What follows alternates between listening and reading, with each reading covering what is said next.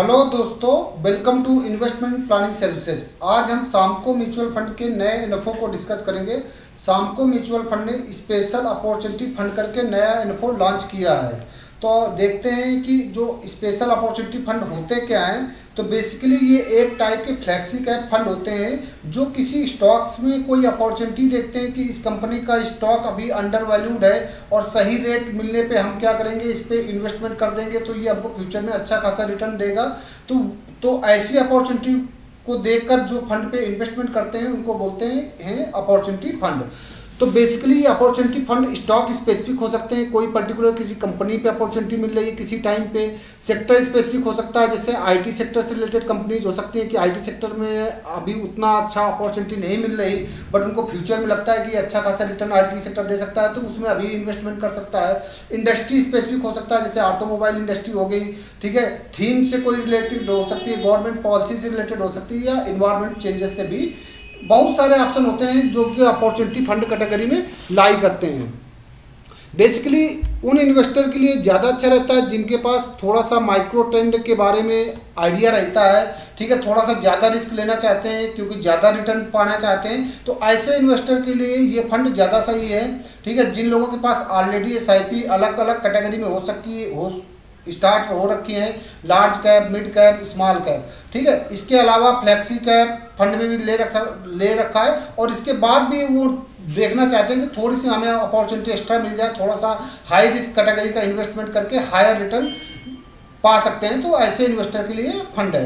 Example के लिए बात करते हैं, आदित्य बिरला सन लाइफ स्पेशल अपॉर्चुनिटी फंड है जिसका 99% इंडियन डोमेस्टिक इक्विटी में इन्वेस्टमेंट हो रखा है, जिसमें से 46% उसने लार्ज कैप। अगर आपने 100 रुपये Aditya Birla special opportunity fund में लगा रखा है तो 100 रुपये इसने 100 में से 46 रुपये इसने लार्ज कैप में लगाया है और 24 रुपये मिड कैप में और 12% इसने स्मॉल कैप में लगाया है। तो ऐसा कोई रूल नहीं है कि स्मॉल कैप में कम लगाना है, लार्ज कैप में ज़्यादा लगाना है। वो फंड मैनेजर डिसाइड करता है अपने हिसाब से, जैसे उसको अपॉर्चुनिटी नज़र आती है, बट वो कहीं भी पैसे आपको लगा सकता है।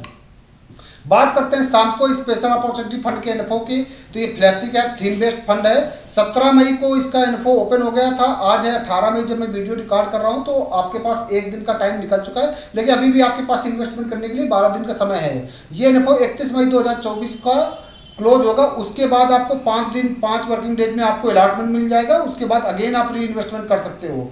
तो कोई भी इन्फो होता है उसका एक ओपन पीरियड होता है। उस वक्त जो NAV का प्राइस रहता है वो 10 रुपये रहता है। तो अगर आप 100 रुपये इन्वेस्टमेंट करते हो, ठीक है, 100 रुपये इन्वेस्टमेंट करते हो, 10 से डिवाइड कर दो तो आपको 10 यूनिट अलॉट होती हैं। इन्हीं 10 यूनिट का प्राइस जैसे जैसे बढ़ता रहता है तो आपको रिटर्न मिलता रहता है। इसमें SIP करने के लिए मिनिमम आपको 500 रुपये के SIP करना पड़ेगा और लमसम आपको 5000 रुपये करना पड़ेगा मिनिमम।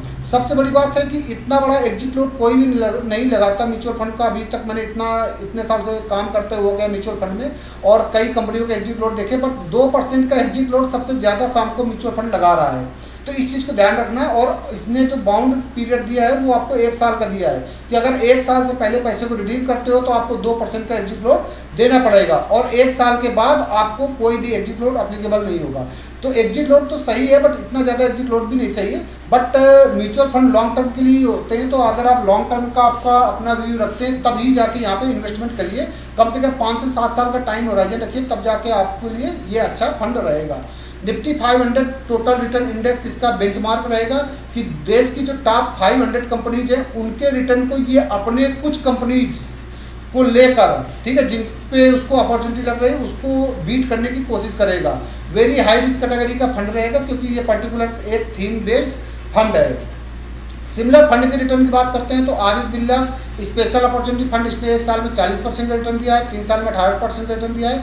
SBI इसने एक सेक्टर पर्टिकुलर पकड़ लिया, उसमें अपॉर्चुनिटी देखा है। तो SBI टेक्नोलॉजी अपॉर्चुनिटी फंड ने 1 साल में 23% रिटर्न दिया है और 3 साल पे 15% रिटर्न दिया है और 5 साल पे 21% रिटर्न दिया है।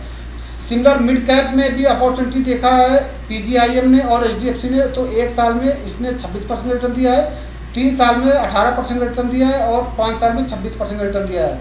HDFC mid cap opportunity fund ने 1 साल में 52% रिटर्न दिया है और 3 साल में 29% का रिटर्न दिया और 5 साल में लगभग 26% का रिटर्न दिया है। तो ध्यान रखना कि ये मिड कैप अपॉर्चुनिटी फंड है, तो इन्होंने सिर्फ मिड कैप कैटेगरी की कंपनी में ही लगाता है। तो हाई रिस्क और हाई रिटर्न पे ये सारा फंड परफॉर्म करते हैं। तो बाकी जो लोग भी म्यूचुअल फंड में इन्वेस्टमेंट करना चाहते हैं, इस एनएफओ में इन्वेस्टमेंट करना चाहते हैं, हमसे कांटेक्ट कर सकते हैं। कोई भी इंक्वायरी होती है उनको हम व्हाट्सएप पे सॉल्व करते हैं। ज़्यादा